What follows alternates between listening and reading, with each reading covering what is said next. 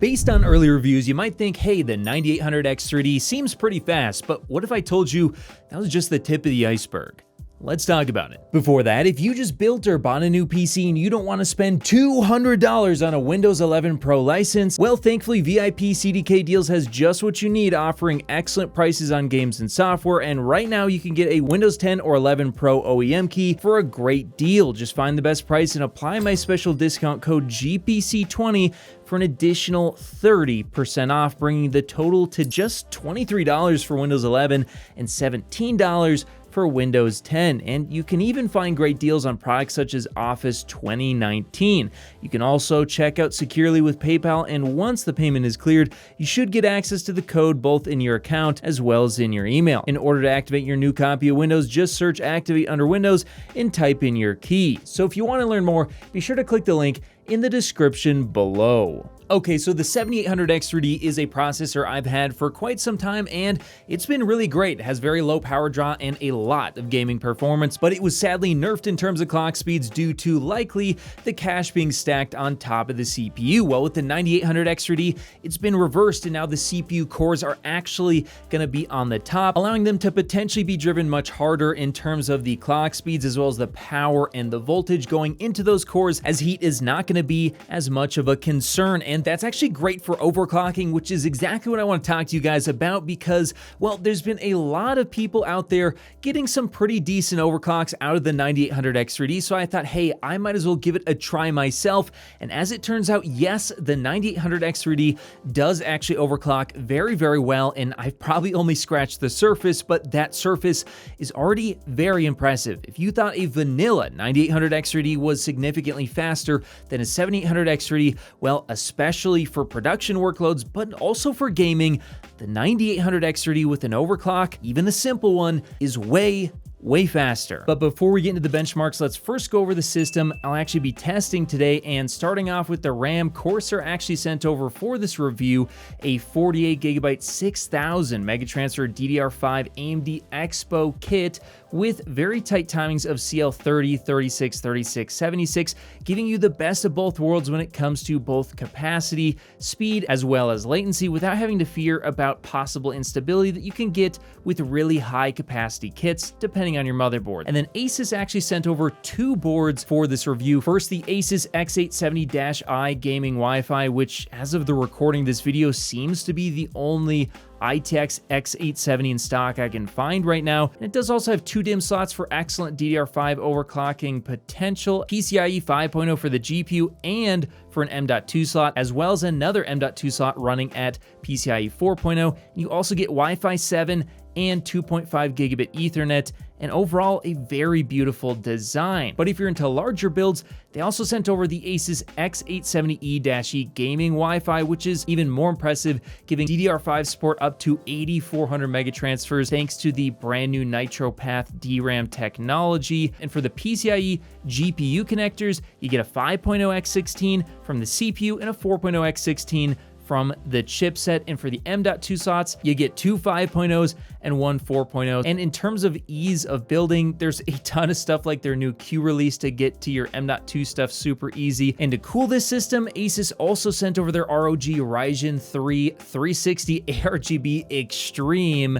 CPU cooler with a full color 3.5-inch LCD display. But most importantly, it has enormous cooling potential and thick 120mm fans that magnetically attach, eliminating the need for additional wiring. But all of this allowed me to push the 9800X3D to an incredible 5.425 gigahertz all core pretty much all the time. That's actually already roughly over a 200 megahertz gain from stock, and it's actually a 15% frequency gain versus the 7800X3D I had in my system at the time, which would typically operate around 4.7 gigahertz. So with that massive gain, as well as the gains that we get from Zen 5, well, this CPU, as you can imagine, gets a lot lot faster. And today we'll be testing 9 different games to show just that. Baldur's Gate 3, Counter-Strike 2, Cyberpunk 2077, Dragon's Dogma 2, Hogwarts Legacy, Microsoft Flight Sim, Starfield, Total War Warhammer 3, and Warhammer 40k. Although I'm just going to go over 5 so I don't waste your guys' time,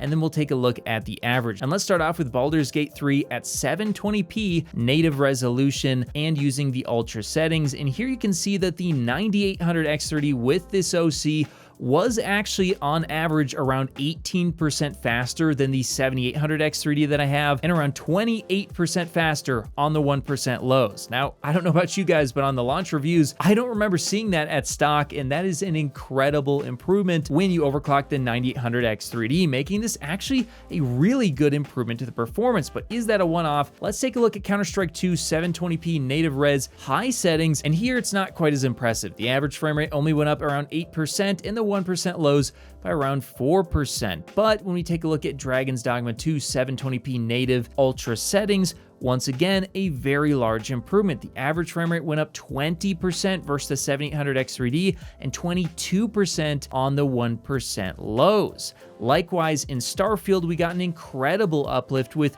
a 15% improvement on the average FPS and a 48% improvement on the 1% lows. Now, I'm not entirely sure what was going on there, but I kept rerunning this and getting similar results, so yeah, that's just what I got in this particular game. And then finally, Warhammer 40k 720p native ultra settings. Here we got an 18% improvement on average versus the 7800X3D and a 13% improvement on the 1% lows. But if you guys thought that was impressive, take a look at Cinebench R23. Here's where the OC really spreads its wings and delivers for those of you wanting a gaming and a content creation chip. I got 32% higher multi-core performance in Cinebench R23 versus the 7800X3D and a 21% improvement on the single core. And guys, this is just basically fiddling around with PBO and enabling XMP. I mean, imagine if you tighten your timings on your RAM or use base clock overclocking on the CPU to reach something like 5.5, 5.6, or even 5.7 gigahertz. This CPU would absolutely scream. So that is really incredible. And even in Geekbench 6, we're talking 22% improvement in multi-core, 24% in single core. That is wild. That is a generational uplift that we haven't seen in some time, at least when you factor in the overclocking, which feels like it's almost necessary on these chips considering how easy and how good it really is. And then if we take a look at the 9-game average at 720p, here you can see that versus the 7800X3D, well, actually the 9800X3D does give you around 12% higher frame rates on average and 15% higher on the 1% low. So there you have it. The 9800X3D is definitely a very fast processor, and if you slap on an overclock, even a simple one, it's even faster than that, making it a very significant uplift over the 7800X3D. In fact, in my case, it was absolutely demolishing it in terms of performance, especially for multi-core workloads, but even for gaming, very, very impressive stuff. And if you're someone out there who has a 7800X3D and you're considering purchasing a 9800X3D, actually, yeah, I would recommend it if you're willing to just enable something like PBO. And especially for those of you out there who are willing to get into